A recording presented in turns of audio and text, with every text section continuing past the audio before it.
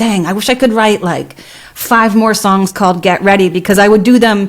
Like, there's so many ways to use that title and that concept, right? And that concept, and I tell people all the time, because people will come to me for advice on writing for Synch or ask me for tips, and I'm like, write a song called Get Ready.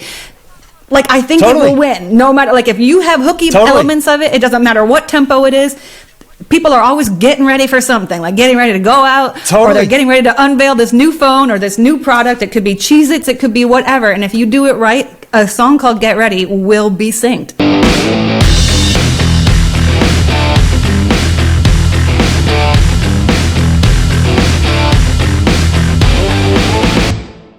Hey, it's Chris Sernel, and welcome to another episode of No Smokin' We're Rollin', the podcast where we do a deep dive into the creative process behind songs that I love. Today's guest is a singer, songwriter, producer, sinker, nature and dog lover, and a badass basketball player. From Maine to LA to Nashville, this artist has left a trail of inspiration and amazing songs everywhere she's been. After spending a few years writing songs for artists including Demi Lovato and Mariah Carey, she started releasing her own music. I'm 100% confident that you've heard songs from this artist. How am I so sure? Because her songs have been in literally hundreds of commercials, movies, TV shows, including Grey's Anatomy, The Magicians, Shameless, Wynonna Earp, Good Trouble, All American, I could go on. You've heard her songs on Target commercials or maybe while shopping at Target. Today's focus song is a sonic masterpiece that demands attention from the first note. Its infectious energy, swaggering beat, and empowering lyrics have made it a favorite of TV shows and advertisements, including Samsung, Jeep, Selling Sunset, Love Island, So You Think You Can Dance, I Could Go On Again. It's also been streamed many million times on Spotify and YouTube. Here to chat about her hit song, Get Ready, I've got the sync queen, Lindsey Ray. Welcome, Lindsey. That is an incredible introduction. I don't even know what to say. Thank you. Was that factual? Was it all factual? I mean, you talked about basketball. Like I didn't even know. How did you know that I play basketball? I've seen you drain threes on the gram once in a while. You were like draining threes for like 5 in a row. Yeah? Am I right? Yeah, that's true. Yeah. You may have edited the video. I don't know if you know, like the ball left the screen and then it landed. No, I didn't. That one day I was on a roll and I was like, I gotta record this. I feel like I need to flex real quick. And that was that's the bachelor shot is what that is. That comes as a deep family line thing. We're not necessarily like the best ball handling people on the court, but we're all shooters. Right on. That was one of the key things I felt like we had to talk about was basketball for this podcast. Yeah, it's really. Can we just only talk about that? Yeah. That's totally fine. Sure. In fact, I think one time when we worked in LA, I want to say we played. Did we play basketball? It was me and Ben, and I think we found a ball at. We had an Airbnb. I did, and we found a ball in the backyard, and I think we went outside and hooped. We might have. I don't remember that, but we might have. And I think, I do remember that day. I didn't remember that was an Airbnb, though. I just thought that you lived there. I don't remember that. Yeah, I lived there for a week. Wow, okay. I love it. It was good times. Anyway, so I first heard about you back in 2010. I think I had a session with Blue. Okay. And I kept hearing about this amazing singer that he was working with that had a super special voice. Of course, it was you. And then, so your name just keeps popping up in my life. And then I'm working with Warner Chappell, and Frank Domino keeps saying, like, yeah, you got to check out this thing, Farmdale, that I work with. And he's like, you do more stuff like them. They're better than you. Do that stuff. I'm like, okay. So I look into it. Of course, it's Lindsey again. And then I remember hearing Get Ready in a Samsung spot, maybe like 18, 19. I'm making that up. And I'm just like, holy shit. 19? Okay. I'm like, holy shit, this song's amazing. It's going to be like in a million things. And I was right. So, yeah, you're the best. You've been haunting me for years, a decade at least. That's so cool that somebody told you to listen to Farmdale. I love that. That's such a throwback. Not a lot of people know about Farmdale. Frank Domino told me, he's like, dude, Farmdale. I'm like, oh, this is awesome stuff. It was fun. And I knew you, and as soon as, I didn't know it was you and Ben, and I was like, so then when I dug into it a little bit more, I'm like, oh, yeah, duh, I know these guys. They're amazing. Like, what? And then Frank's like, yeah, try to get a little bit better like them. I'm like, okay, I'm working on it. That's awesome. But let's talk Get Ready. You better get moving, ready or not. It's got to go down, here it comes now. Get ready. Get ready. Where does the story of this song start? Like, where's the kernel of whatever? Where does it start from? Time has escaped me, so I can't remember, but I think it was probably around 2016 because I did the Farmdale thing for a while with Ben, and then we broke up, so we stopped doing Farmdale. But I still wanted to stay in the sync game, so I was like, I'm gonna create a whole other project where I can still do stuff like this. And I called it Rayel, and then that was around, well, no, we broke up in 2017. Anyway, I don't remember. But let's say it was 2016 that I wrote that. But because what I remember was I had just started writing with Josh Silverberg, and he was doing really well in the sync space. And I got together with him that day, and it was still like pretty new. Like I think I had just created the Rayel name because I remember telling him about it, and he was like, "Oh, like Ruel?" And I was like, "Who's Ruel?" And he's like, "Only like the biggest sync person." I was like, "Oh." Dang it. But I kept it because it was too late and I'd already labeled enough things. So I was just like, it's fine. But yeah, the way that I remember that song starting that day was I went over to his keyboard because I'm a piano player, and I just wanted something like a little bit, I didn't want to do the obvious up-tempo kind of happy thing. So I just started going bum bum. Like I don't know, I just remember doing that like little like bluesy thing, and I wanted to have something with some tension, I guess. So that was where it started. And then Josh immediately was like, oh yeah, I know what to do with this, and started building the track. And I mean, we did it really fast. It was one of those days that was like maybe 3 hours.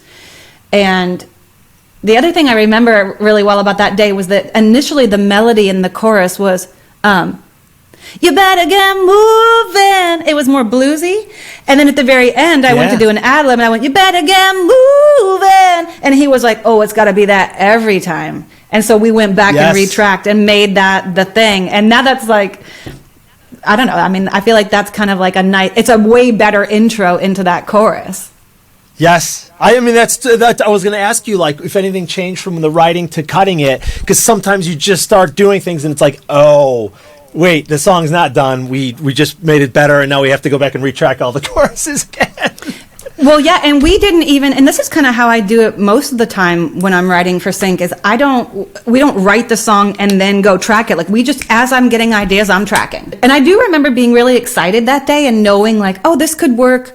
Like, feeling accomplished, feeling like, I think this sounds really cool, and I think it can work for a lot of things. And so for me, that was like the thing that I was always going for with a Synch song, right? Is like, can it be a promo and a trailer and a commercial?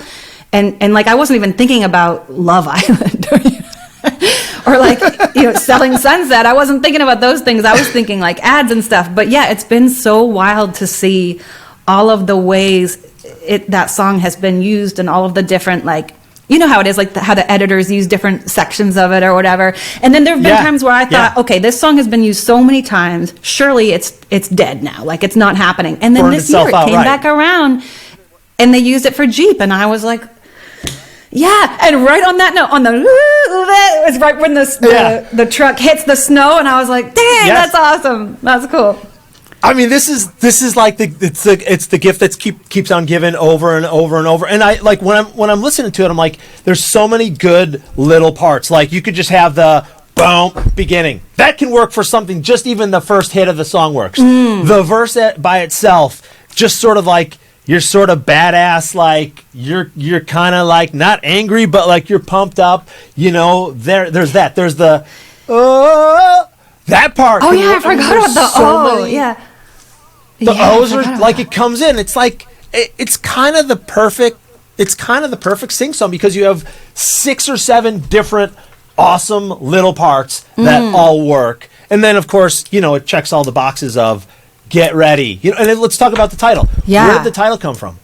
I mean, that was just what I freestyled in that moment was, get ready at the end of that chorus. And then it was just obvious. It was like, okay, this is perfect because, well, and again, like Josh already had a lot more experience in the sync space. I had like a little bit, like I had a lot of actually sync experience in my early days in LA when I was first doing my Lindsey Ray music. But then I walked away from it and then I started to come back. So anyway, he was more in the current world of it. And he was like, oh yeah, that's perfect. Cause that's, just again, like that can work for so many things. And I've since, it's funny, like one of the things that's hard for me is like, now that I've, that song's already been written and already had a life, I'm like, dang, I wish I could write like 5 more songs called Get Ready, because I would do them. Like there's so many ways to use that title and that concept, right? And that concept, and I tell people all the time, because people will come to me for advice on writing for sync or ask me for tips, and I'm like, write a song called Get Ready. Like I think it will win, no matter, like if you have hooky elements of it, it doesn't matter what tempo it is. People are always getting ready for something, like getting ready to go out, or they're getting ready to unveil this new phone or this new product. It could be Cheez-Its, it could be whatever. And if you do it right, a song called Get Ready will be synced eventually. I really do believe that. One of the things that I do if I'm stuck, or not even stuck, if it's just part of my process, pull up Lindsey's titles and go, what titles have worked? Not you for sure. I've definitely done your stuff, but other people as well, just other songs. Yeah. Like, what are the titles that work? And, smart. You don't need to come up with a new title. I mean, like, if it's like Wrecking Ball, you better not do that one. But like, Get Ready, things like Happy Place or whatever. Like, I don't know if this is true, but I feel like there's a thing in the sync community. Maybe this is just the way I feel, and I assume everyone else feels this way. But I feel like there's sort of like an understood thing of like, look, we're all trying to have fun here. We're all trying to be as creative as possible within the bounds of what is syncable. We all eventually learn that there are just a handful of different ways that you can go about it that are going to work, that are pretty much 95% sure it's going to work somewhere if you do it right. And so I don't feel like it's ever like, I love when I see other people have titles that are the same title as mine, because I'm like, oh, I want to know how they did it. I want to know what their angle was and how they wrote that verse to get to that tagline or whatever it is. Like, I think it's really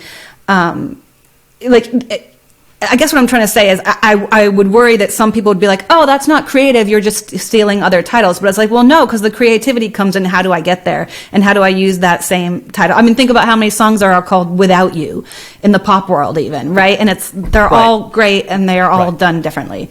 It doesn't matter. Here's the thing, like you said, the starting point is get ready, like write that song. The hard part is making it work and checking the boxes and stuff like that. And I mean, that's sort of when I think about your stuff, it's like, what separates, you wrote Get Ready. I could write Get Ready and it would suck. Or it certainly wouldn't have as many syncs as yours. It might. You don't know that. It'd probably be great. Do it. But it's, again, like that's just a good starting point. From there, it's, you have to, it has to be hooky, it has to be catchy, it has to have elements that people can grab onto, the production has to be right, the vocal has to be right. There's so many things that have to, and like you said, you could tell 20 people to write a song called Get Ready and they would be completely different, and that's part of what makes it amazing too. I know, I love that. And I've even had people that have, because when I started working on that course in France about, teaching people how to write for sync, hopefully when that comes out, it will help people. But I had one person say, they were like, well, I wouldn't do that. You don't want to give all your secrets away. And I'm like, they're not secrets. They're just observations and opinions. And I don't feel like any of it is mine. You know what I mean? It's like, why not? Everyone should have this information. And it's just the same thing. It's like you can teach people music theory, but that doesn't mean they're going to write a great song. Like, me giving the information doesn't create competition. And also, like, if there was, great, I want to get better. Like, compete with me. Like, it's fun. You know what I mean? Like, I want to keep getting better. Like, to me, it's not a competition. It's like, we're all just having fun. Like, let's just like help each other. And I'm like, yeah, can I help you figure out how to do it? Great. Right. And I mean, the way I kind of think of it is I like with production ideas, or I try to give as much as I can away, because it forces me to keep getting better then and find a new title. Like, if I give somebody a title, it's like, okay, I have to find better titles and different, like Get Ready. What's a different way to say Get Ready? Like, well, I've done it. I wrote one called, like, Are You Ready For It? Another Get ready. Great one. Are you ready? Exactly. Will you be ready? I'm just kidding.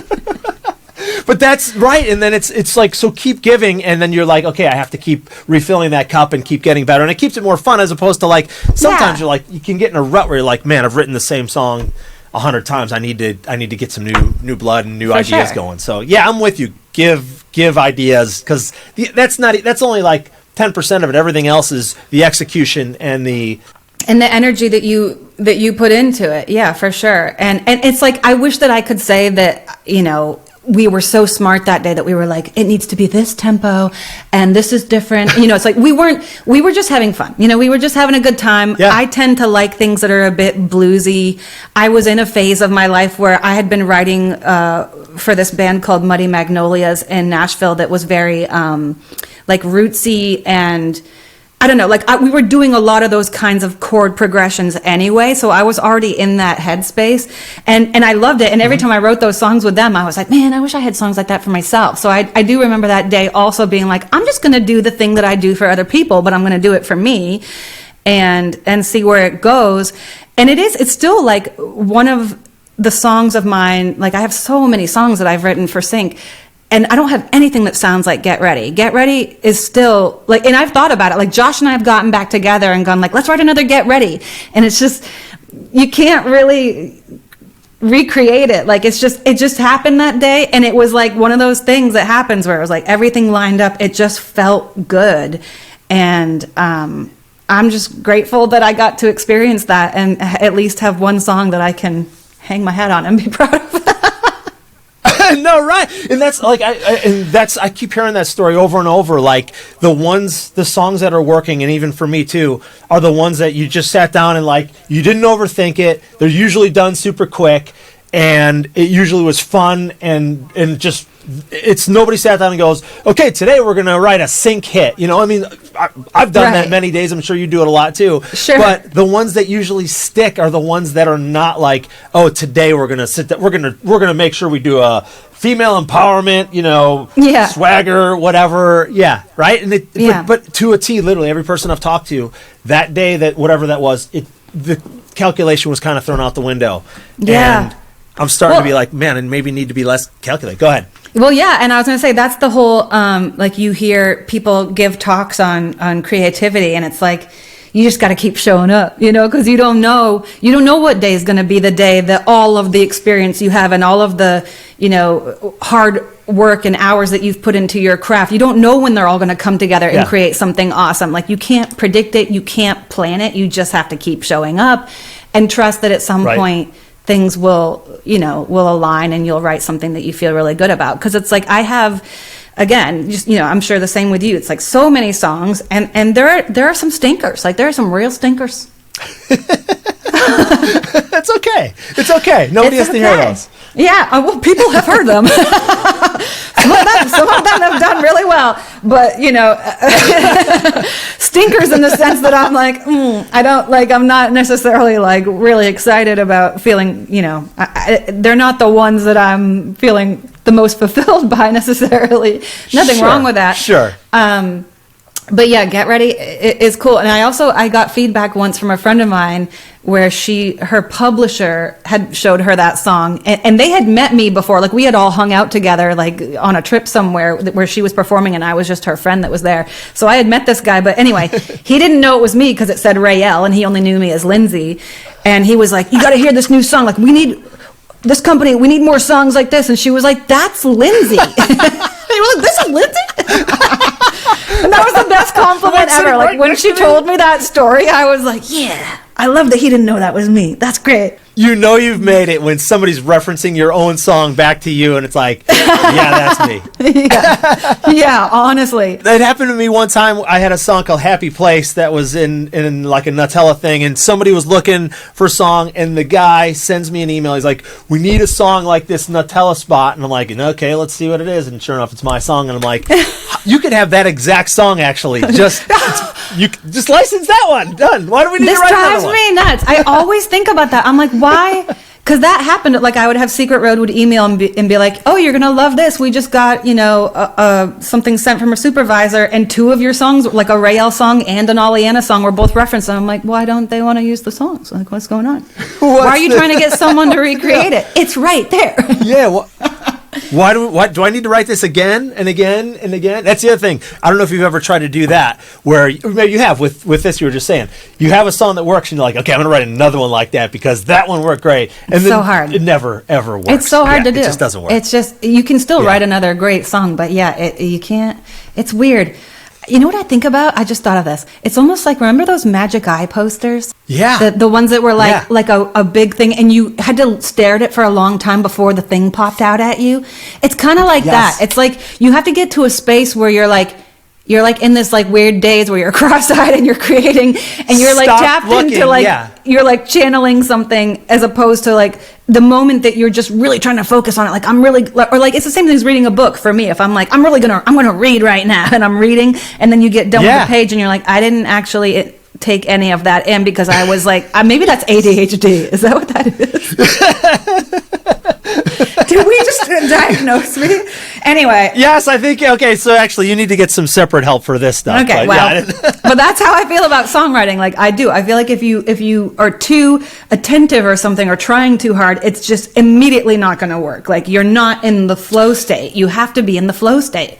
Yeah, and think back to like, I mean, at least for me, when I used to write more for artists, and when especially people even that are signed artists, like they've got people telling them like, you need to do this, and they're just walking in with these blinders on of this is my sound and this is the thing, and it's like, you're never going to get anywhere if you're so laser focused and you got somebody breathing down your back about what the best music always gets created when you have the freedom to create, not the A&R sitting in the room with you saying, oh yeah, that's not your sound, you better try something else. So my God, I used to have so many rights like that in LA where, well, not so many, but I definitely had enough experiences where people come into the room and they're like listening to you while you're writing it, because they're doing one of those camps where it's like everyone's writing for Shakira, and they just, you're just a factory, and then they come in and they're like, oh, and it's just like, this isn't how this works. Like, this isn't how, this process is not going to work.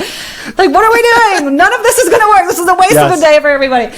Which is also why I love having my basketball court over here, my little driveway, because for me, if I get stuck on lyrics, sometimes just shooting hoops, like just physically doing something different with my body, can get me into that flow state quicker, because it's like I have to I don't know, I have to get outside of my body or something. Does that make sense? You don't have to think about shooting the hoop, but it's something you're doing, and it frees your mind up to kind of solve the problem, I think. Yeah, it's like meditative. Yes.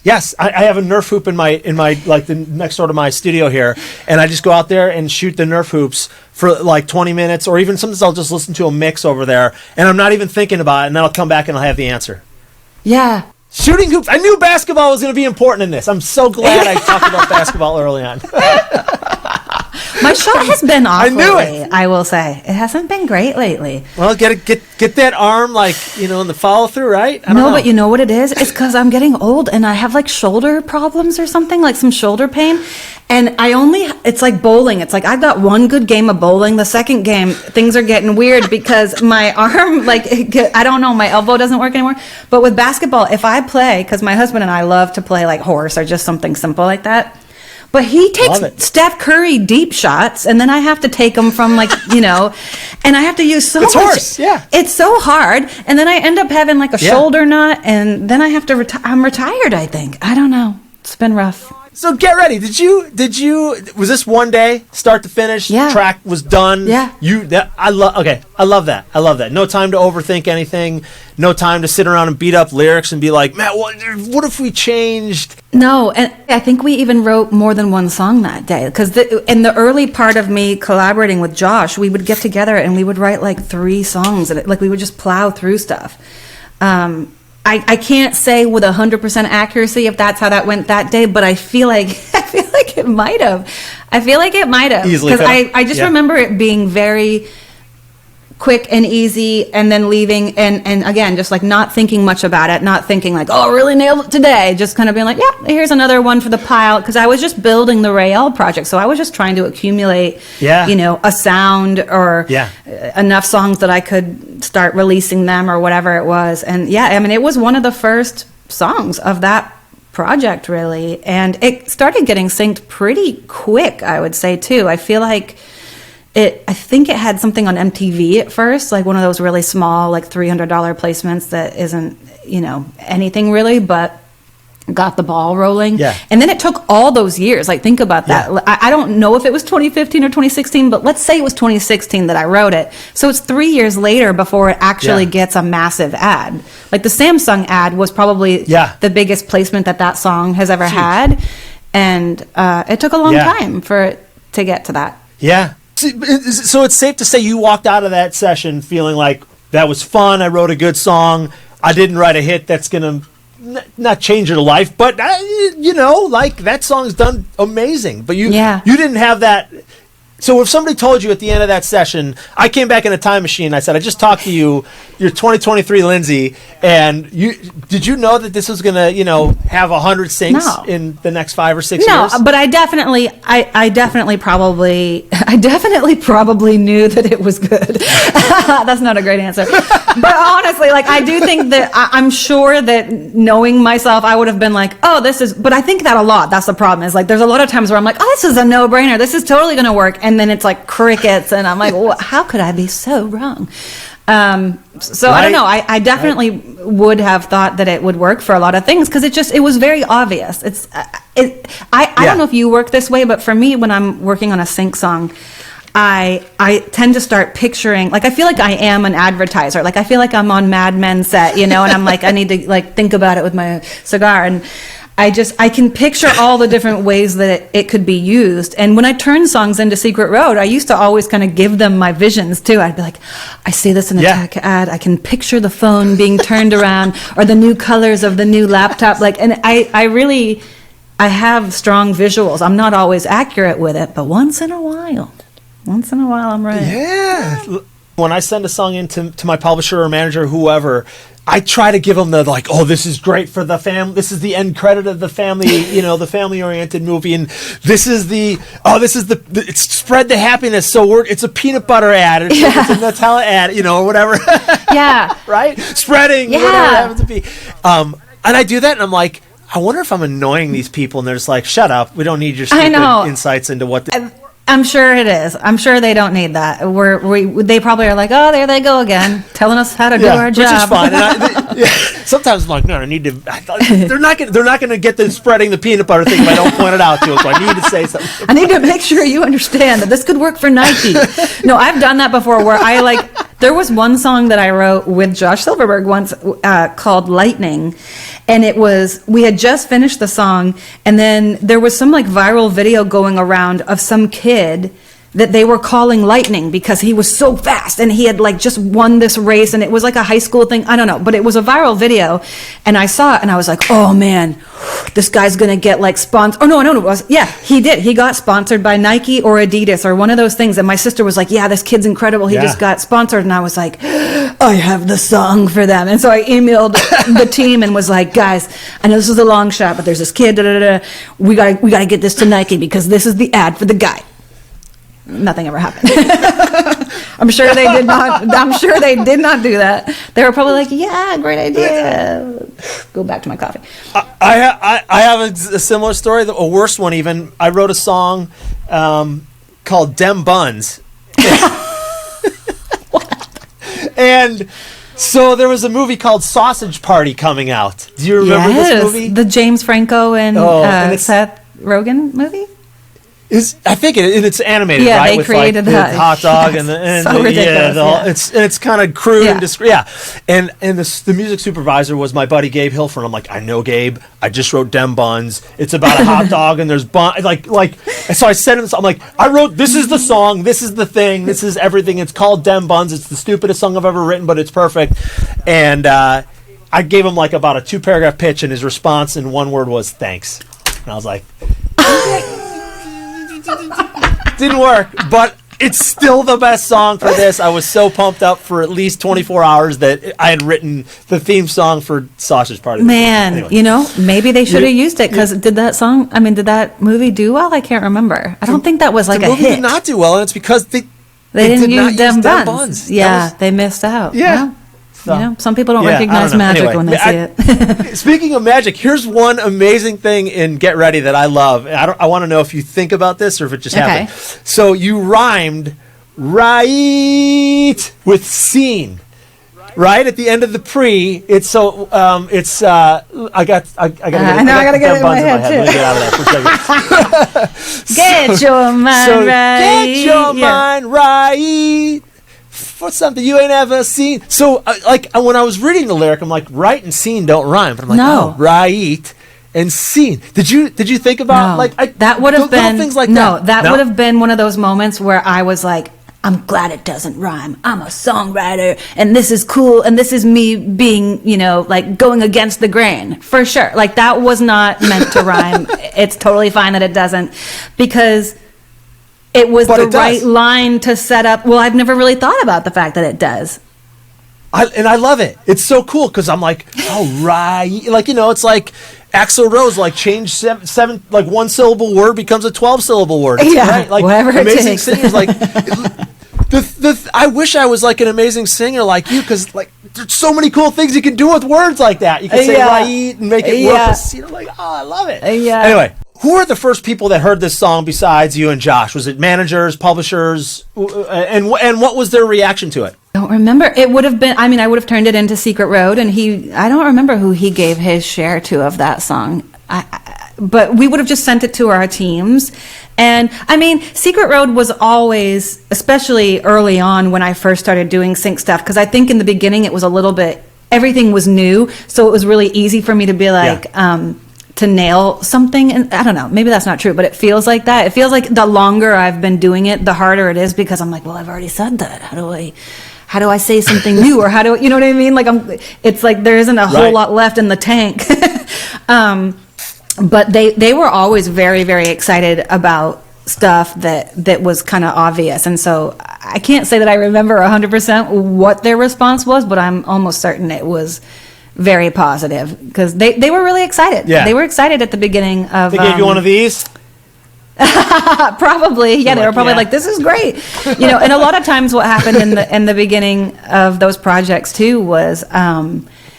they would get excited and be like, oh, this is perfect. This works for something I'm pitching for today. I'm going to send it right out. So I know they got right on it and started sending it out to everybody that they could. But yeah, again, it just sort of took time for it to be the right thing. And the thing about that too, which you probably don't know, and I just want to say this because I think this is a very interesting thing that happened with that Samsung commercial, was there were two of my songs up for the Samsung ad. One called Get Dat and one called Get Ready. And because it was going to be an international commercial, there were different departments of Samsung that were approving uses, maybe over in Thailand or something versus in the States. And so at some point, it was in this kind of request negotiation phase for a while. And then at one point, the girl from Secret Road that was working on it came back to me and said, okay, we have something that's happening here. They want to use Get Ready, but because Get Ready is already being used, I had just landed a placement for Get Ready in a Kohl's ad, and it was secured, it was happening. Yeah. There was no backing out. And they were like, they don't love that it's going to be used at the same time as this Kohl's. Oh, no, sorry. It was Get that was being used in the Kohl's ad. So they were like, they don't love that it's already being used in a Kohl's ad. So what we're pitching to them is, what if you use Get that everywhere else in the world, but in the U.S. where the Kohl's ad is airing, you use Get Ready instead. And they went for it. That's so unheard of. I've never, ever again experienced that. I've never talked to anybody that's had an experience like that. They were willing to sub in a whole different song of mine for all the United States commercials, just so they could still use Get That everywhere else. And there's very different songs. One is kind of, dancey and stuff, and... Yeah. But it worked. And so the ad in the States is Get Ready. Everyone knows Get Ready as the Samsung ad song, but everywhere else in the world it was Get That. I knew you had both Get songs in Samsung spots, but I did not know that it was that. That's simultaneously insane. Released on the same day. And I was in Bali on a birthday trip when they came out. They came out on February 20th. It was 2 days after my birthday. And I couldn't see the Get Ready version because I wasn't in, it wouldn't show it to me on my phone. I was out of it was geo-locked or whatever that term is that they use. Yeah. So I was only able to post on Instagram the Get That version, and other people were like, wait, I've seen this, but it's a different song. And I'm like, I'll tell you about it later. Yeah, it was That's so weird. insane. It was cool. That is insane. I mean, like, I would have maybe been like, oh shit, is this going to kill the deal, or who? Like, I thought it was. Yeah. I thought for sure it was. And I don't know if it was Jess Martin at Secret Road at the time that came up with that idea. I think it was, because I remember her emailing me and saying, this is what we just kind of gave them another song to fill in the States. We're going to see if they go for it. And then they did. So I got the Kohl's ad. I got the Samsung ad internationally, all within a couple of day period. And I was like, and then she left Secret Road right after that. That was the last thing that happened with she and I. And then she was like, she left to go to a different company. And I was like, well, we have really left on a bang. Yes. Like, wow. This relationship has worked very well. I was so impressed that she pulled, like, she's just like, I'm going to make y'all a quick, like, bunch of money and then I'm out, you know? I was like, wow, bravo. She really nailed it. Yeah. People complain about their publishers and managers and labels and A&Rs all the time, but kudos to, wow, that's amazing.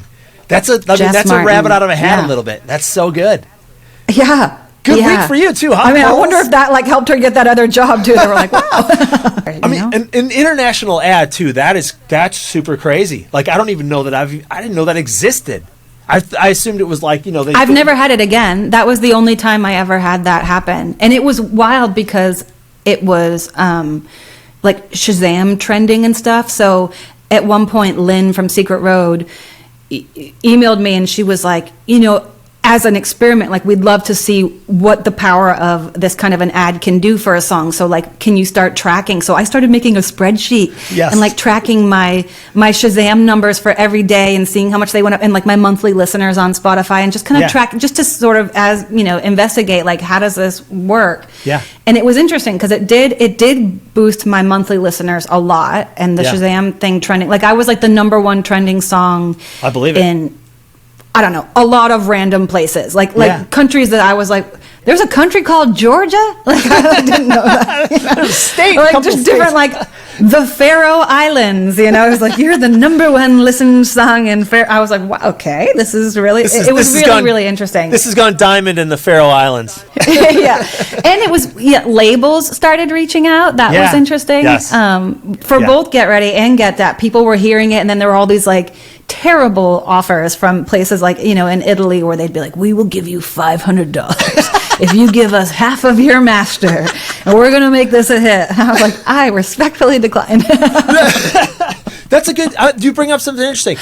What about U.S. labels? I mean, like, your success level is like, I don't call you the Synch Queen for nothing. You're like, you crush it. You're awesome. You're amazing. Your success is amazing. Thank you. Thanks. I'd be like, and when I think about younger artists, when they talk to me about advice and things like that, I say, like, listen, this is what I know, but I know Synch can break you, and I know, like, Syncs can add up. You can, and I think about, like, you know, labels are talking about TikTok, but, like, have labels ever, major labels, U.S. labels, reached out to you? Because, like, why wouldn't they want to have Lindsey one of your projects? It's interesting. No, I can't remember if this label that I'm thinking of, there was, I don't know if it was Virgin or, like, there was a label that was a major label that reached out during that time, but I think they were reaching out from the UK, but they were they were still communicating with the US people, and Lynn was helping me with that at that time, because it was a lot it was very, like, overnight, overwhelming, and it also just felt like I couldn't have prepared for it. And then on the one hand, there was a part of me that was like, oh, I've always wanted to be an artist in that way and been able to tour and things. So, like, maybe this is my chance. But then also feeling very sort of conflicted, because I was also very into my Oleana project at the time. And that was doing really well too. And I was like, I don't know if I want to pick, like, what, like, because Lynn had said to me on the phone at some point, she was like, you know, number one, are you interested in doing this? Because I can call some people. And she was kind of like acting like a manager for me for a minute, and had some conversations with labels, and just to see, you know, how serious is the interest? What would it look like? All of that, because I didn't have management. I don't have management. And then, you know, we had some phone calls where she was like, is this something that you would consider? And I said, maybe. It just depends on what it would entail and what it would look like and how that would all go. And I think, if I'm being perfectly honest, like, deep down, it was a no for me. Yeah. Because I didn't ever have a great experience of going after the artist thing in that way when I was younger. Like it really did not, it just wasn't good for my mental health, really. Yeah. Because I'm such a people pleaser, like you, that as soon as I was on a label or felt like people were relying on me to be something, I immediately felt like I don't know if I can do it, and I don't know if I'm going to please you. I don't know. And then I started creating stuff that I didn't love. So I went through all of that in my brain where I was like, if I sign a deal based on Get Ready, like, what does that then mean that I have to make for music? Like, does that then put me in a certain box of like, well, now I'm going to be expected to be this, like, I don't even know what to call that song. Like, is that, it's pop, I guess, but it's not, it's like kind of alt pop. Like, I don't know. It's got rock elements. Yeah. Like, alt rock. Like, what would I be, an alternative artist? Like, I don't even know. So like, that was hard for me. And then I started thinking about like, well, how would I get everything, together in time? Anyway, I probably way overthought it, like I do everything, but I eventually got to the point where I was like, I don't think that's something that I want to go for, because for me, this is my sweet spot in life right now. And it's a sweet spot because I'm independent and because I am giving myself permission to explore every part of my creativity with no bounds and with no feeling of I'm going to disappoint somebody if I write a polka song today. Not that I did write a polka song, but I could if I want to. You're right. And I like that I can if I want to. Right. I love that. I think I would have been saying this, like that card thing I was telling you about. I would have been saying no to me if I said yes to them. And I wanted to keep saying yes to me and my creativity. So, maybe that was stupid and maybe that was a great opportunity, but I don't know. I love it. One of the things I was thinking about, and not that our careers have been the same, but like I think a lot of writers like us, you start off, you want to be an artist, right? You want to get a record deal. You want to be a rock star. At least that was my plan 20 years ago or 15 years ago. So you do that, and then you're like, okay, this is hard. I can't make any money. I need to figure out how to make money. And then you're like, oh, well, I'm going to write for other artists. So that'll be the way I kind of like keep doing the artist thing, and then I'm going to write for artists. And then you realize, so it's too hard to make it as an artist. Not too hard. It just kind of sucks, like for the reasons you said. Then you start writing for other artists, and you're like, this kind of sucks. And then you come back as a sort of a mature adult, and you start doing, like I've done and you've done, sync with artists for your own projects without any boundaries, without, like you have 4 sync bands, I have probably the same. You just kind of keep doing things, and it's like, wait, now I'm actually the artist that I always wanted to be 15 years ago with the control and the success. And it's like, why would you even want a record deal at this point, right? Like it's counter to everything. It's like a cheat code, honestly. It's like it's a cheat code way of being an artist. Like, I'm just going to go through the back door while no one's looking, and I'm going to go over here and eat this cake, because it's like it is there for the taking, Right. And I think the machine of a label is probably wonderful for a lot of people. I mean, I never really fully experienced it, so I can't speak on it that much, but whatever my perception was, and whatever, like people that I knew that were signed to labels and then stuck in label deals, and like their album never comes out and they have no ability to do anything else, and they lose all these precious years of their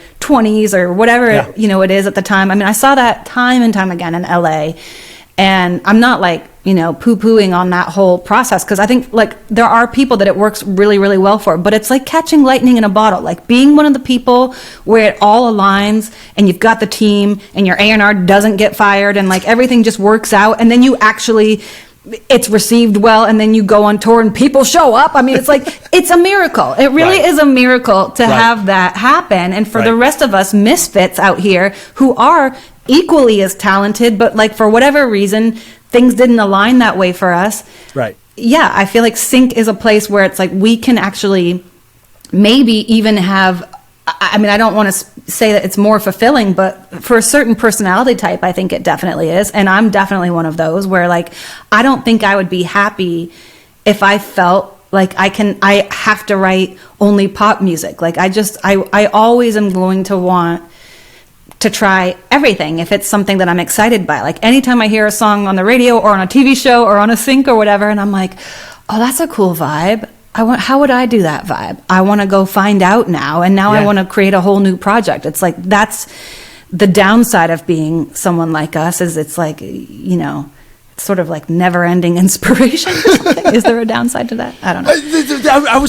There's no time to do all the things I want to do. Exactly. And if I showed you my Notion of like my Notion list of hundreds of like just ideas I want to try, titles, just songs that were inspiration, like I can't even begin to scratch the surface of what that is. And I'm like, because people talk about writer's block, I'm like, I have so many different things I would like to do. Yeah. I can't even I'm literally at 1% maybe of where I'd want to get to.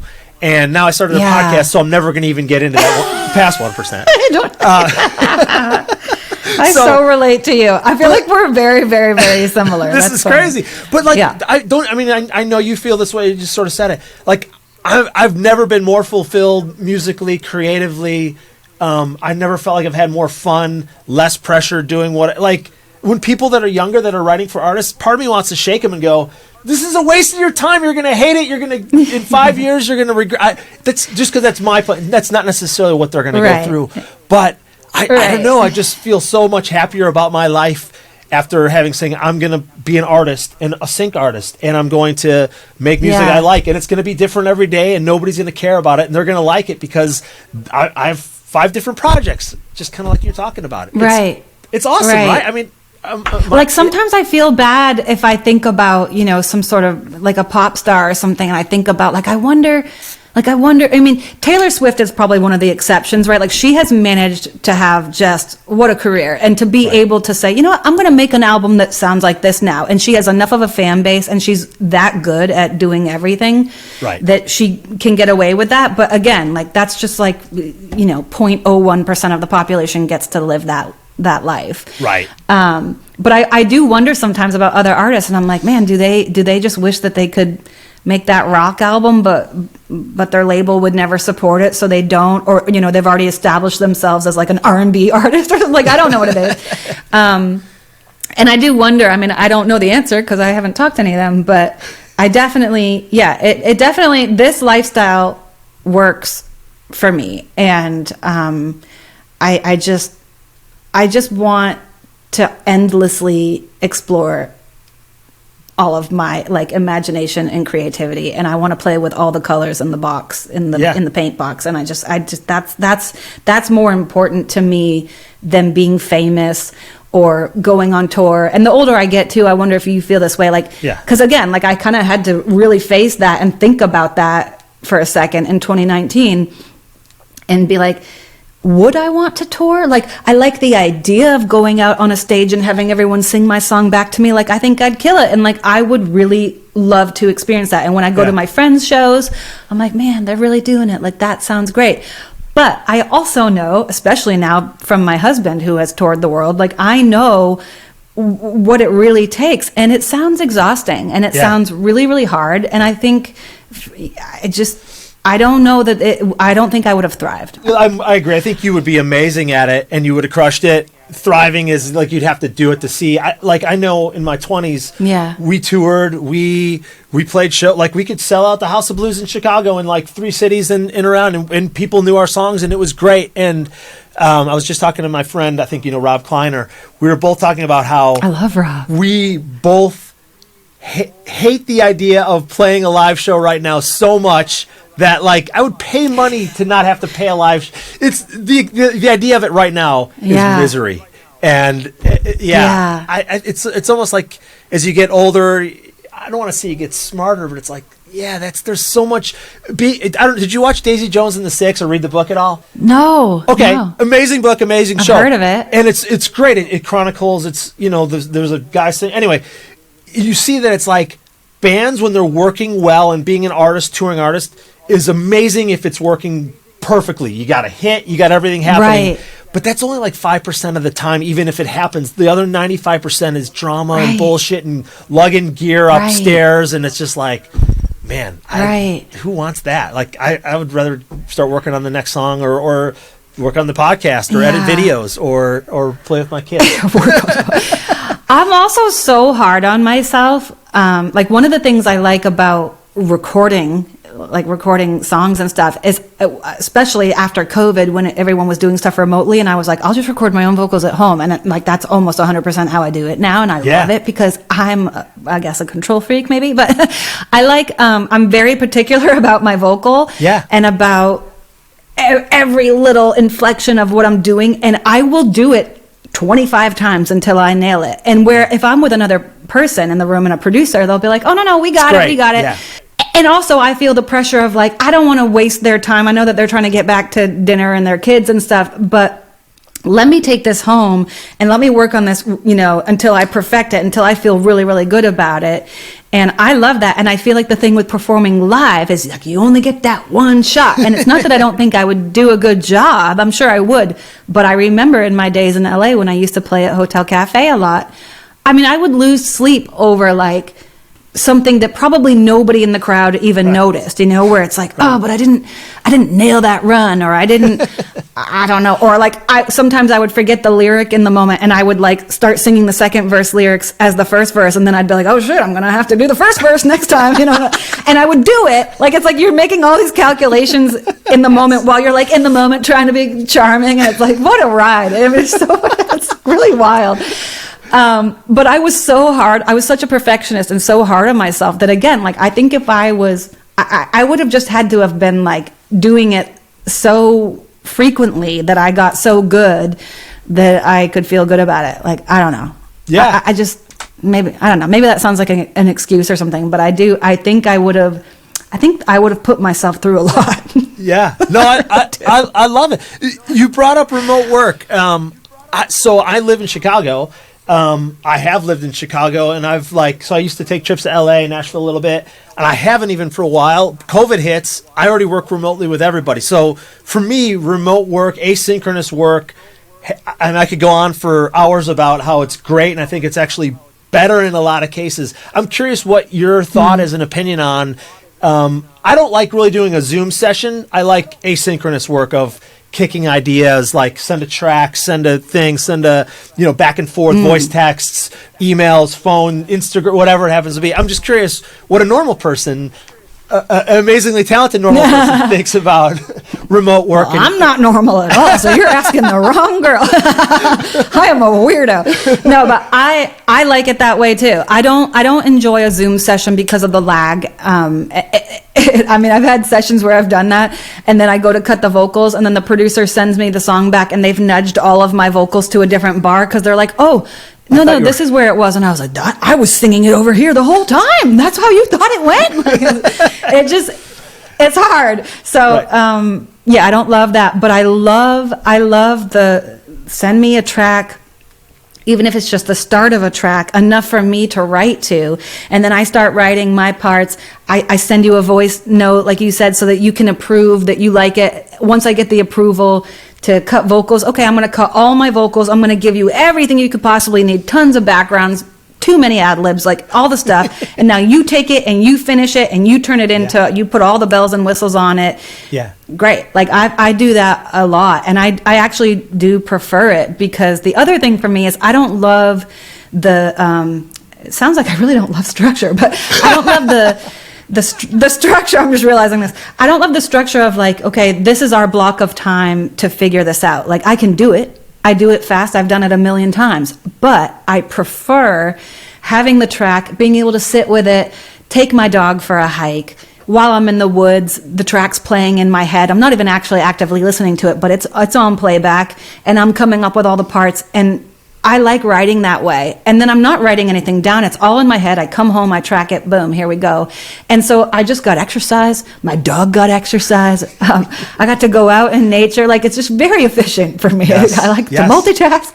Yes. And I prefer it that way. Yeah. Okay, I love that, because I'm the same way, and I'm trying to figure out if like, maybe we're weirdos. I don't know, but like, people work, they work better at different times a day too. Like, having to be at between 12 and 4, we have to be in the same room, and I like the hang and all that. I think that's great, but like, I don't know, sometimes people love to work at like midnight, and I don't. So, but they can work on it at midnight, and they can send me something. And then when I'm great at like 10 a.m., I can get in and take work on it then. And like you said, you can think about it. It's not like it's got to be done in 3 hours. It's I've got an idea, and then I'm gonna, like you said, I'm gonna go for a walk. I'm gonna shoot hoops. I'm gonna do whatever, and it's gonna keep working itself out. And I feel like the product for me is, and the stuff I'm working on has been way better when I've moved to like almost exclusively asynchronous remote work. I don't know. I mean, I miss the hang a little bit when I, but I don't know. That's why I started a podcast. Yeah, but then you chat the whole time anyway. Right. Like the hang, like you only end up writing for an hour because the rest of it, like for me, I've had sessions with people that are so talented that I definitely messed up because I didn't write a song that day. I just chatted the day away.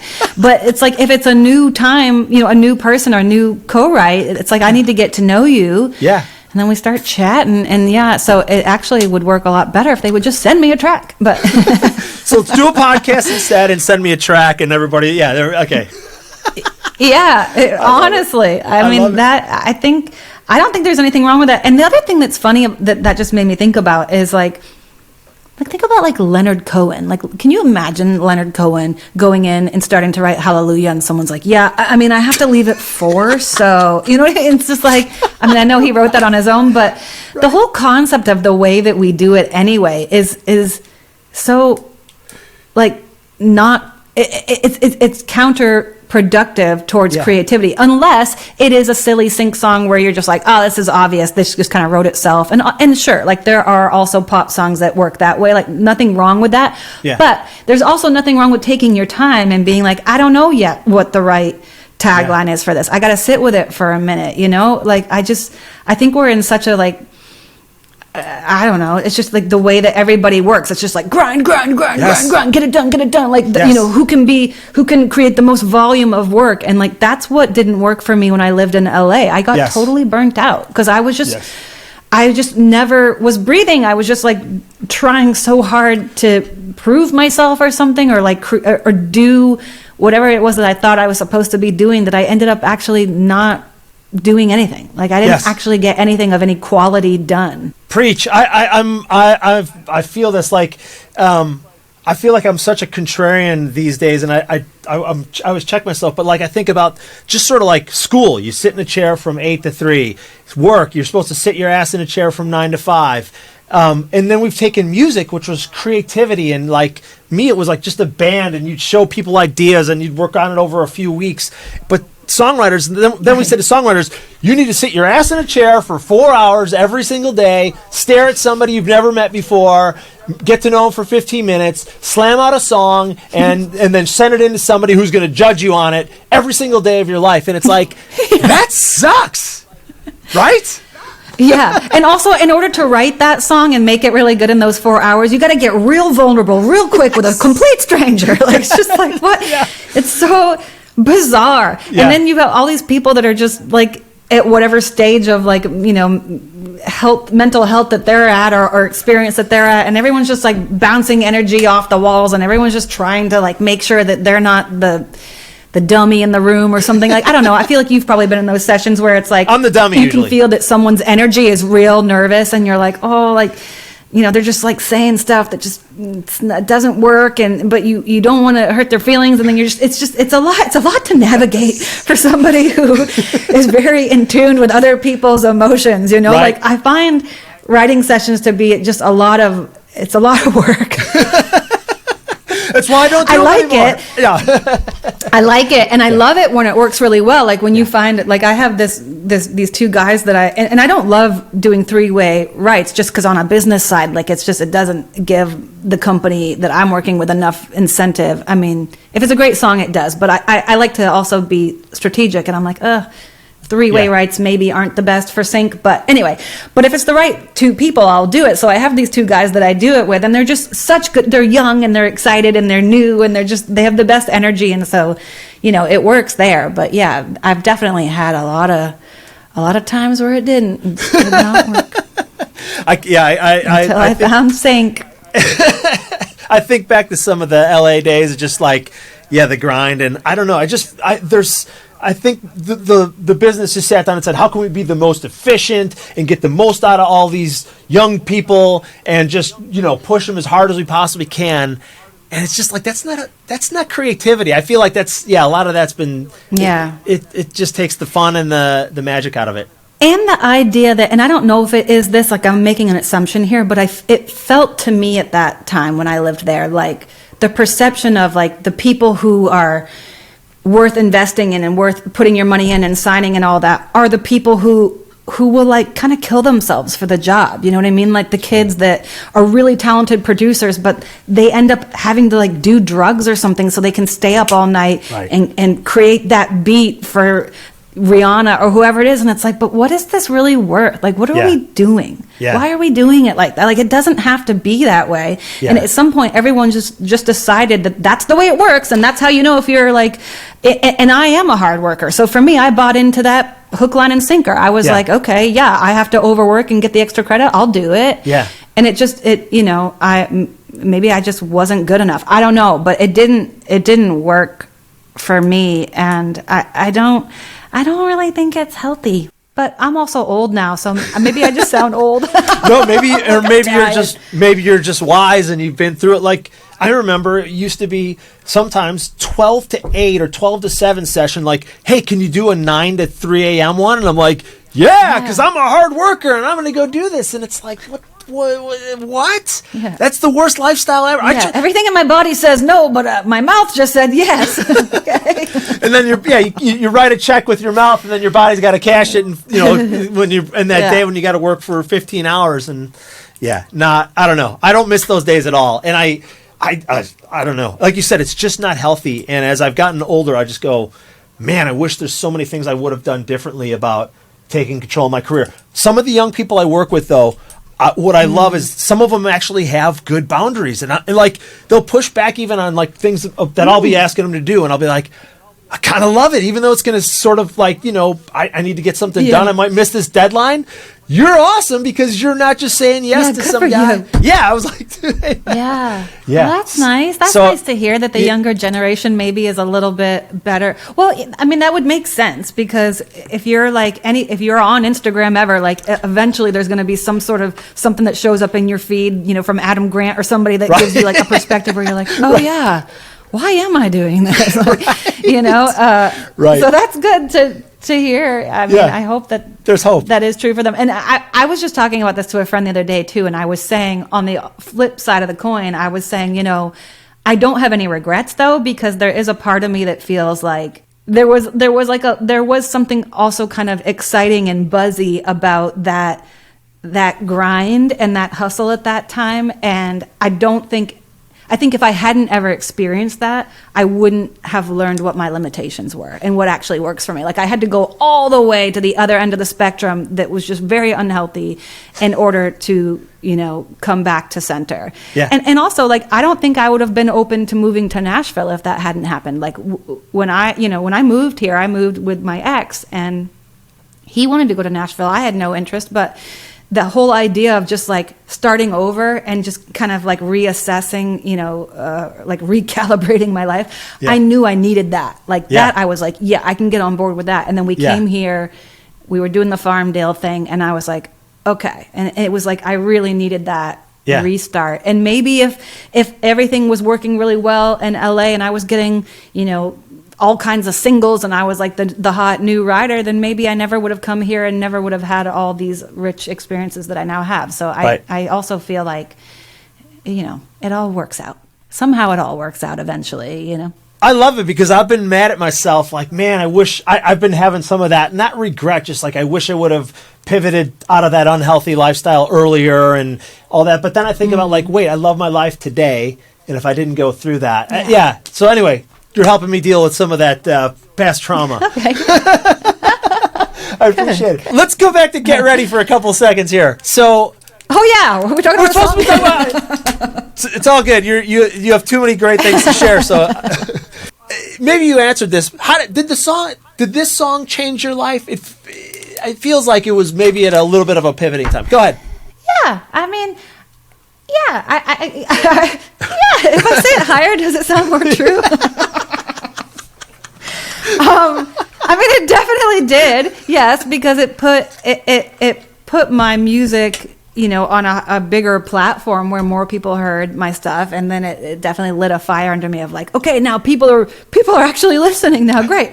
Well, here's a bunch of songs, and so it definitely helped in a lot of ways, and it established me as sort of a, someone to watch, I guess, in the sync space, which I think anytime that happens with a brand that you're building, like that's beneficial for a number of reasons. So yeah, I mean, the reason I hesitated and my voice got really high, I think, is because I can't 100% say this is what it did. You know what I mean? Other than, I think it kind of just kept the ball rolling for me. And really, it gave me, well, once I had, enough placements with it, it gave me more confidence, because I definitely struggle with confidence, which is funny because all of my sync songs are so like, I'm the shit. You know what I mean? Like they're lyrically, they're all just like, I'm a boss and I do it like this, and like, look out, no one's ever done it like me, and all these things. And meanwhile, I'm like writing it and I'm like, oh, like I'm like in the moment that I'm writing those, like it actually works like an affirmation or something, and I feel really good those days. Yeah. Like, I'm a boss. But then the next day I'm like, maybe I go back to my default settings. So I think what it did is it helped me just feel like, okay, I'm starting to get this. Like, I think I know how to do this. And then that gave me the confidence to keep going. And then, of course, once you keep going, you just the further you get, the more experience you have, the better you get at it. So it definitely was like kindling in a fire or something, Yeah. and it that's real cheesy, but that's what I just pictured in my brain. That's what it was. It really did help. And I think also like it like those stories that I said before about like somebody hearing that a publisher somewhere that is telling their writers to write something like that, like that, even though that probably should have no value or no weight whatsoever, because it's all subjective, but like it did. Like I am someone who like needs the 5 gold stars. Like I want someone to tell me you get an A, And so that message being translated to me eventually makes me feel like, okay, I did it. I did it at least once. That's good. I can ride that wave for like maybe a week. Yeah, right. And then I'm going to quit again next week when I wrote a song and and then I'm going to rethink my entire life. Question like the imposter syndrome. So deep. Wow. It doesn't go away. I feel like I quit music. It used to be every other week. I feel like I'm maybe at every month now for a couple days. It's like maybe I'm just not good at this thing anymore. And then I had a night like maybe a month ago where I don't know why. I don't know what was triggering me, but for some reason I really was. I was questioning everything about my talent and like my worth or my continued worth. Like I definitely could recognize that like, okay, I was valuable for a minute. Like people were paying attention, and all of a sudden it started to feel like the sun wasn't shining on me anymore. And that felt bad. Yeah. And so I was feeling bad and kind of crying about it to my husband. And I was like, I don't know, like maybe it's over from like, maybe I peaked, which to me is like my greatest fear. Like someone telling me that I might have peaked, or me thinking that is like, I just want to go die now because I don't ever want to peak, Right. And maybe I have, like, I don't know. But I had this whole kind of like existential crisis one night and cried for a couple hours about it. And he was very supportive. And then what was funny was the next day, I got multiple emails about placement requests, and this one particular song that I had written that I thought no one cared about or had ever paid attention to, all of a sudden it was up for like I didn't get it. I just found out like a week that I didn't get it, but it was up for this cruise line ad, and this other company was really interested in talking to me because they found out that I'm outside of my deal now, and all of a sudden it just was like I felt like a hot free agent, you know what I mean? And I was like, oh my God, people do care. Like people, and like whoever the person was that was reaching out to me was like, I've known about you for years. Like they just said all the things that I needed to hear in that moment to make me remember that like I do have some value. Yeah. And so, and again, it's like you can't buy into either of those too much, right? You can't buy into like the bad negative self-talk or into the positive feedback, because neither of them they're all just, it doesn't really matter. It's like, what are you doing, and do you like what you're doing, and just keep doing it if you do, Right. But I had to go through that, like that pendulum swing of those emotions to be able to then zoom out and laugh at myself because it was 24 hours. I was like, this was 24 hours ago that I felt like the biggest loser. Yeah. And now I feel like a hot ticket, and it just made me laugh. And I was like, yep, I just need to remember, if only I could remember, that this keeps happening. And it's going to keep happening, Yes. and it's never going to stop. And I just have to learn to sit somewhere in the middle and just cruise in the middle, keep my head down, and stay true to myself. And that's all that really matters. Can I just do that? Yes. One little trick that I've been through a lot of that myself when I'm quitting every other month. I have a thing called a compliment jar, but it's a journal. So it's in my journal. I draw this, like, I'm a horrible artist, but I love to draw, and I draw this little thing. And I just have started writing down compliments that I get from people, which is, not that often, but enough, I got a theme song in the TV show, the writer of the show or the creator, he wrote me a really amazing email, just thanking me and all that. And I'm like, I'm going to add this to the compliment jar. So you just write down and just keep a list of those things. So when you're feeling like I'm going to quit, you pull up the compliment jar, figuratively, and read some of those things. And it's like, okay, all right, maybe I'm not as bad as I think. Good idea. I just think that's really smart. I've never done anything like that. That would be helpful. It's whatever you do, don't go to YouTube comments. Let me see what somebody thought about my new single. Make sure you go to the right song. Isn't it funny how when you read, I don't know if this happens to you, but when I read bad comments or hateful comments on YouTube, because for a while there I had Google, I don't know, I had some sort of notification on so that it would email me and I could see what the new comment was. Huge mistake. Don't do that. Yes, unless you can laugh at it, which I can, because they genuinely do make me laugh really. Because sometimes they're just very clever, and I'm like, wow, that insult was took really the time well for that insult. But one time, and I looked to see who it was because I was just like, who would write this? Someone just wrote, "I hate you." It was a child. Oh, no. It was a child. Oh, it was no. some little boy somewhere in the world that just really hated that song on Samsung, and he wanted to let me know. And I noted it, but I laughed. I was like, this kid. Oh, man. It's funny how our brains trick us. And if you read a negative comment from someone, or I don't know if you do this, but I always picture someone of a certain age. It's usually an age that's my age. It's I picture someone who's a peer of mine, and that's why it hurts my feelings, because it's someone that maybe I would be friends with that's I don't think you're valuable. You know what I mean? That's the message that I'm getting. It's you actually are worth nothing. And it's oh God, I knew it. But it might just be a 10-year-old kid in the middle of nowhere who's having a bad day. Yeah. We don't know who it's coming. You got to consider the source a little bit sometimes too, or not, just don't pay attention to it. But anyway, I just want to make that point because I think it's funny. I wonder if you do that. Do you ever have a certain default setting in your brain and then you're maybe this is just a kid playing a video game that's just FIFA. It used to bother me when I would read. I was in a band and we'd play out, and there would be, it was the MySpace days, and you'd get horrible comments sometimes, and it used to make me mad. Now I search them out because it's so funny. I'm I can make great content out of these. I did this song for Disneyland Paris, and they're this song is, or no, somebody said the floats are crap, the costumes are crap, and this song is absolutely horrible. I'm this is amazing. Somebody takes the time to go to Disney World and come and make negative comments. We wrote a song about magic or something. When have you ever, even if I've ever heard a song and been I don't like this song, I've never thought, let me go find it on YouTube so I can let the artist know how bad I think they are at their job. It's so great. I really wish there was a study on people who do that because who has the time? It's so fascinating. It's great. No, I love a good negative comment.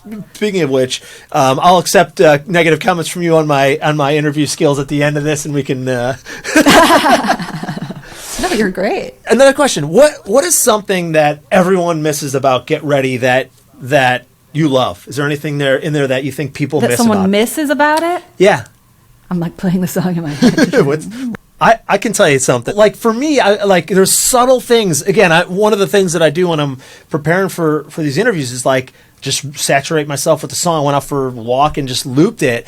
And I'm trying to think of the word you say. It's when you sing it's about to go down, it's here it comes now. Just your inflections on down and now. I can picture sort of I know you maybe didn't do it on this one, but I'm going to sing this 30 times because I want to nail that inflection. And the way you say down and now, it's like if I would have sung it, if I would have written this song and sung it, everybody would hate it because I would have sucked. They wouldn't have hated it, but I would have ruined it. Be nice to yourself. Just your inflection. So the right and scene thing is cool. The down and now thing is cool. So I'm answering your question for you here.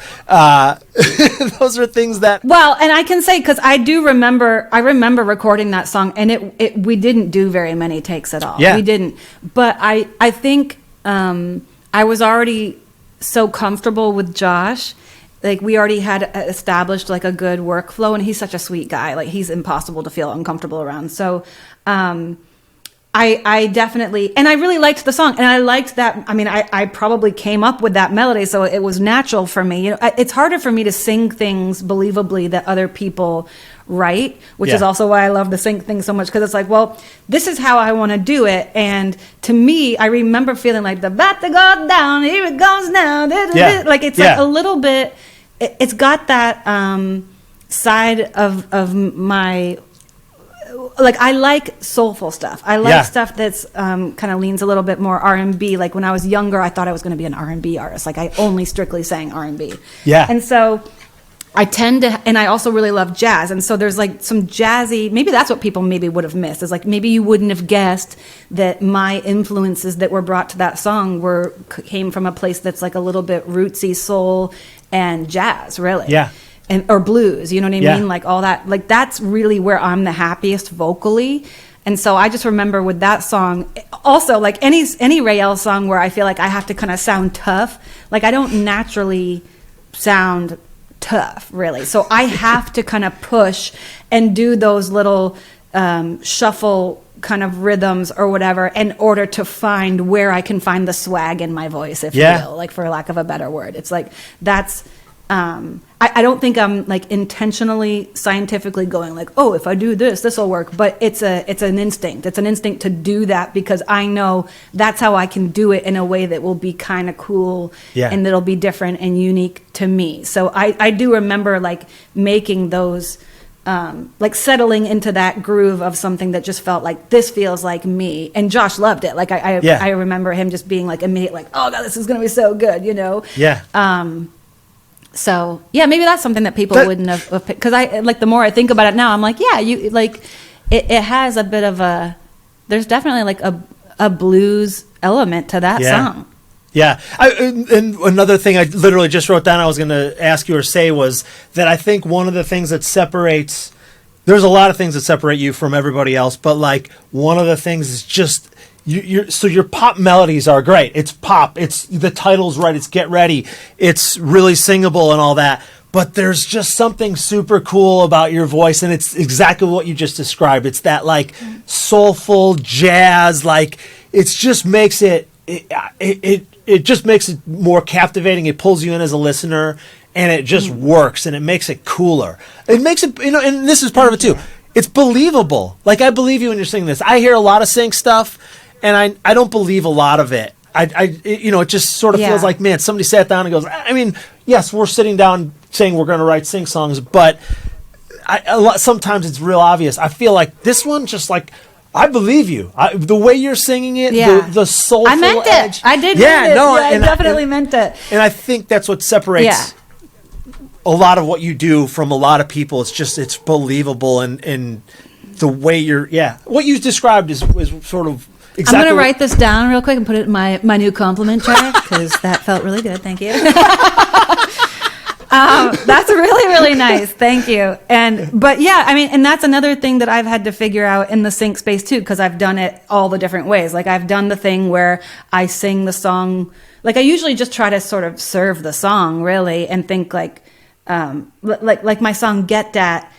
I wasn't trying to be funny, but I kind of was like kind of joking as I wrote it. I was like, like I knew Is that Green Light Go? I wanted this girl to show up to Yeah, green light gown. That's all I know. Like sort I of was a like, hoedown. I was like, it just felt, yeah, and it just felt like that, and so I sang it that way. And I remember being like, I remember recognizing like I've never really used this part of my voice. This is a weird character that I'm playing. Like it's like I'm a voice actor or something. But it felt right. And it still is to this day. Like out of all of my songs, like I've never sounded like that again. Like I definitely was doing something different that day. But again, it was one of those days where like I didn't think about it that much. Like I was just like, this is what I hear. And I knew that I kind of wanted it to feel like a little bit like almost disco-y or something. Yeah.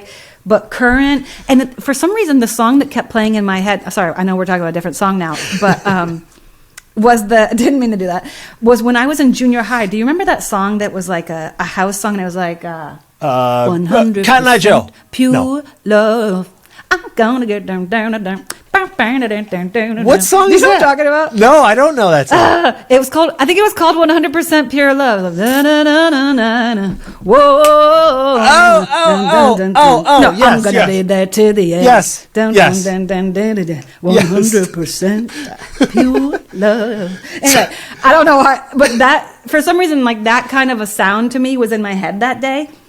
And so I was just doing, that's why I was like, did the whole like, keep all day and I never give up, move all day and I never, like I was trying to be that person, I think. Like I was like somehow channeling that, whoever that singer is or that character. Anyway, that's not what you asked me about. No, Sorry. I love it. That's a great song too. I mean, I love that one, and you're right. I listen to. I mean, I've heard a ton of your stuff, be it on shows or just listening on Spotify. You're right. That's like its own.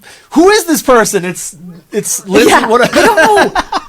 But it was me, and it was authentic. Like I wasn't consciously acting or something, you know. I was just like, this is who I am today. Who showed up to the party, and I don't know, but yeah. To get back to Get Ready, what I was trying to say is just that the songs that I feel the most proud of vocally too, because like I said before, I am so hard on myself. I like my voice better when I'm a little bit more soulful, swaggy. Like when I do the singer-songwriter kind of, you know, softer vocals, I've been trying to figure out like my very first Lindsey Ray album, I don't love any of my vocals on any of those songs because that was a time in my life where I was younger and I was just trying to do what I thought I had to do.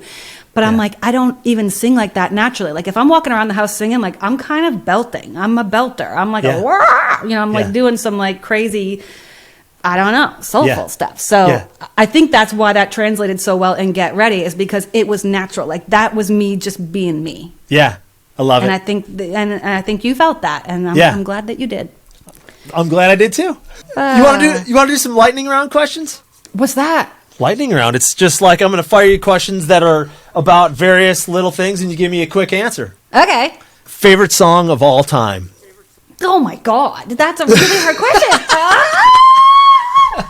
I don't know. Give me the first thing that pops into your head.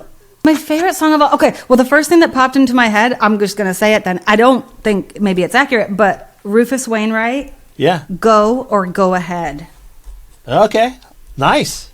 When I was doing research on you, I saw you were a big Rufus Wainwright fan, so I figured it would come up. So there we go. Yeah. I went deep on Rufus in my early 20s. Like I was just obsessed. I love it. I love it. Favorite song of right now, like today. What's your favorite song right now? Or Favorite just song of right now. Well, okay. It's hard for me to say because I'm trying to think of what the names of, you know, the White Winter Hymnal by Fleet Foxes. I never get tired of that song, and that is something that is new to me. I didn't really discover Fleet Foxes until a couple of years ago, and I'm obsessed. How have I never heard of Fleet Foxes? Am I just like living? It's Chicago, right? I live in. Oh, I'm so excited for you right now. It's the best day of my Fleet life. Foxes. It's you might recognize some of their songs because there's one song of theirs that definitely has been used in like a car commercial or something. And what is that song called? Ragged Wood? That might actually be even better than White Winter Hymnal. Oh my God, it's so good. It's this one guy, but he goes by Fleet Foxes, but he's so good. I don't even know how to describe it. You just have to go listen to it. Like, Okay. Sorry, I know I'm not playing the game very well, but just to say, like, Fleet Foxes and Nathaniel Rateliff and Nathaniel either Nathaniel Rateliff on his own or with the Night Sweats. Like I never tire of them. Okay, love it, love it. I love it. I've never put that in. I can't wait to crank it out. Favorite album of all time? Oh, I think Daniel Caesar, his album. What was that album called? Oh, that's really bad that I don't know. His second album. It's not his first album. You don't know the name of your favorite album of all time? I don't know what the name of the album was. I know all of the songs on it. Does that help? Yeah. I'm really bad at this game. I should have sent you the questions of this before the interview. Guilty pleasure artist or band? Guilty pleasure artist or band? I mean, I don't think it's that guilty of a pleasure, but I love putting on old Edith Piaf records. Okay. That's not guilty enough, I feel like. Is that not a guilty pleasure? It's not guilty What enough. makes it guilty?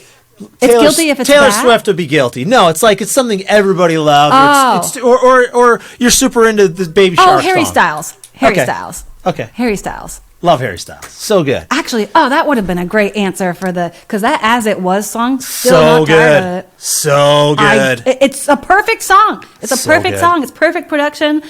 It makes me so happy.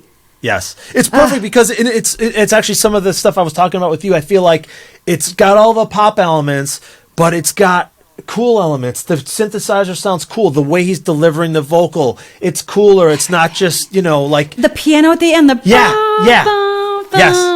Like every element of that song is just it's a perfect song. Yes. It's a perfect song. Yeah, I love that. So I don't know if that's really guilty either, but that's kind of guilty. I guess, if it won a Grammy and everybody, that's a guilty pleasure. I'll give that one to you. I mean, I think I just have really good taste in music. I don't feel guilty about any of it. What song of yours do you think people are sleeping on? So something that you've put out, but maybe people are sleeping on it. Like you thought it would do much better, or Ooh La La. I have a Rael song called I know Ooh La La. It gets used in a lot of Instagram reels. So in that way, people aren't sleeping on it, but people aren't knowingly going and using it. People are just making videos, and then for some reason it's an option, and they are like Reese Witherspoon used it a couple of days ago, and I was like, oh my god, that's so cool. Wow! But people are sleeping on it in terms of sync. Yeah, because that song it got one tiny little placement in like Vietnam or something, but it has not crushed in sync, and I feel like it's such an obvious ad song. Yeah. Like I purposefully made, I heard that melody and then I was like, I'm just going to keep it as ooh la la la la, because I was like, what's more general than that? That can sell anything. Yeah. And then I tried to be more artsy and creative in my verses, but I'm really proud of that song. I think it's a great song, and I don't understand why it hasn't really brought in the dollars. What the hell? Well, when did you put that one out? Like a while ago. I put it on my Rael full-length album, which I released in 2020. So I think this is or 2021. I don't know, but it's definitely at least 2 or 3 years old. It's right at that 3-year mark where it's just about due for a commercial. Yeah, that's what I was thinking. I mean, like we were just talking about. I mean, Get Ready's got a Jeep ad here 7 whatever years after you wrote the song. Why can't Ooh La La take off? And that's been like one of the fun things that's happened to me. Even the song I wrote 7 or 8 years ago. Again, it was for this Nutella thing. It's suddenly like an Instagram hit. It's called Happy Place. It's like a super whatever, but it just suddenly it's got like a million streams on Insta Reels. I'm like, oh, so we got another. But I mean, Ooh La La, 3 years, perfect. This is when it starts to take off. I hope it does. Maybe Reese Witherspoon will have helped. Yeah. Who knows who saw that the other day? Maybe a supervisor or someone who works in the movies that follows her heard it, and they were like, we should use this in our new feature film. Maybe one of my 7 viewers of my podcast will be a music supervisor who's going to hear this, and he's going to be like, yes. The next podcast we're going to do, we'll be talking about Ooh La La. It'll be great.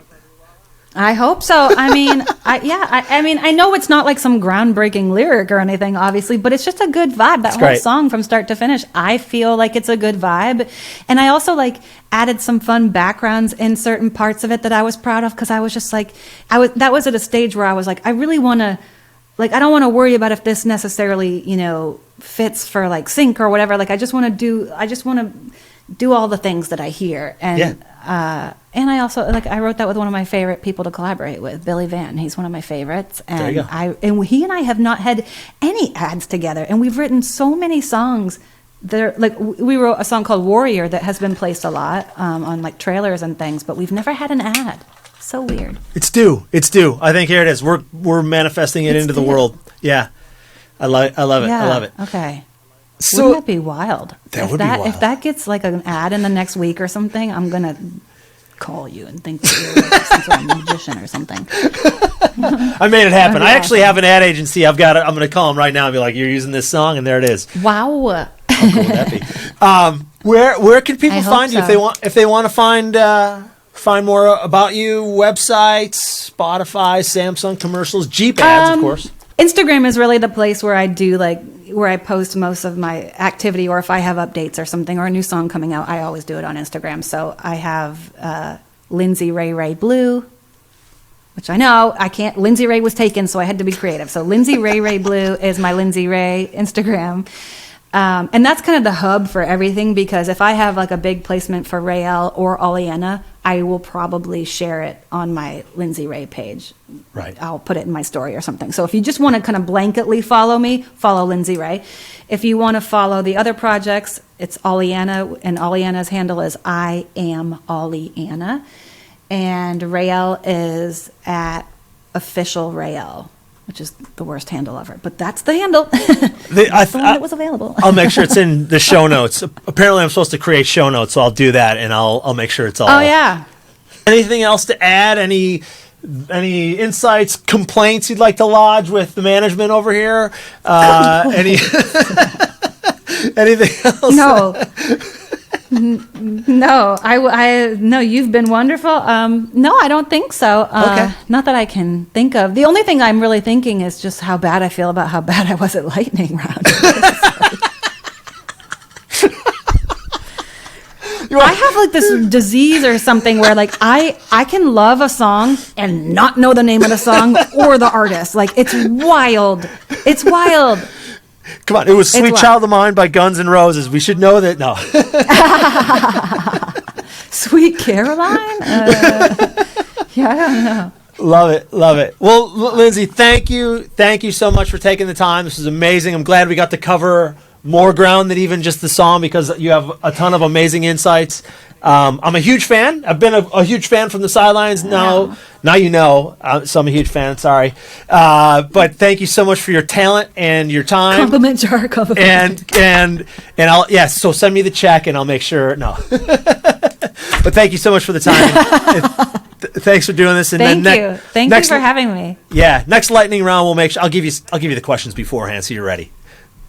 That's like completely the opposite of a lightning round. No, I just need to be better. I just need to practice thinking on my feet, I guess. I don't know. But yeah, thank you. This has been so much fun. And I mean, I haven't seen you for so many years, and I just remembered now. I'm like, oh, yeah, I like you. I really like you. And we have so much in common. Yeah. And you're just awesome. And so thank you for thinking of me and inviting me, and for all the nice things that you said. I'm just I'm going to like tuck those in my heart somewhere and try to remember them when I feel bad. I'll make video clips of them and send them to you, and you can just like pull them up. You know, okay. Yeah, like you called me a sync queen. Like, I'm like, I don't have a crown, but okay. I wasn't sure. I was like, is it okay? Can I call her sync queen? I'm like, I was asking my wife. I'm like, am I going to get in trouble? I mean, you can call me that. It doesn't make me one, but I appreciate the thought. Cool. Thank you so much, Lindsey. Thank you. Thanks so much for listening to my conversation with Lindsey. That was one of my favorite episodes that I've done. Hope you guys enjoyed it as much as I did. Please like, subscribe, ring the bell, comment. Every little bit helps as we're starting off this channel. See you next episode.